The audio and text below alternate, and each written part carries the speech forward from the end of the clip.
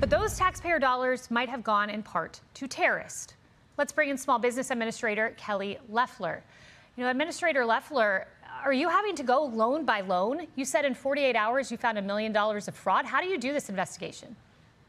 Well, good morning, Kaylee. Look, you're exactly right. PPP during COVID was very helpful to millions of small businesses that helped them keep their employees on the payroll to get through the terrible effects of the pandemic on our economy. But look what happened.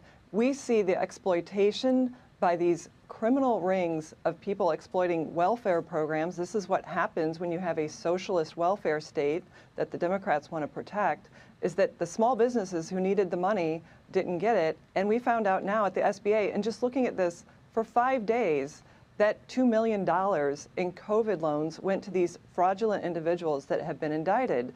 So what we're talking about now is looking across the entire state of Minnesota, because it appears that this fraud ring is being perpetrated across all types of government assistance that is meant for families that are hungry, families that need housing, young children that need education, and it's being exploited.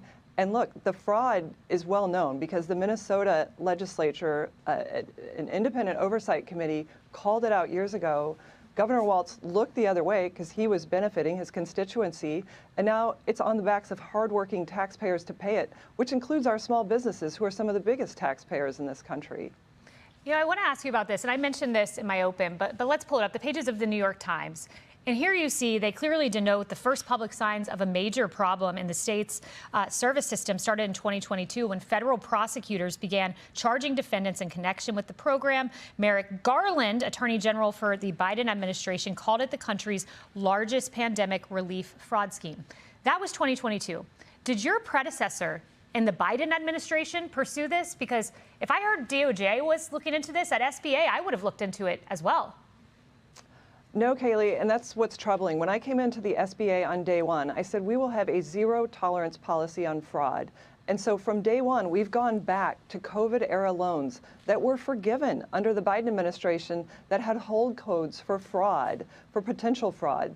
So we are going back thoroughly through the entire program, through multiple programs that the SBA operated, and ensuring that we go back and investigate that. And I'm grateful to the House and Senate for extending the statute of limitations to ensure that people don't have safe harbor simply by virtue of time running out to investigate, because the Biden administration did forgive billions of loans that they shouldn't have, and now we're able to go investigate those. Yeah, so they just let it go. They let it go at the SBA under Biden. This is Keith Ellison. He says he regrets nothing.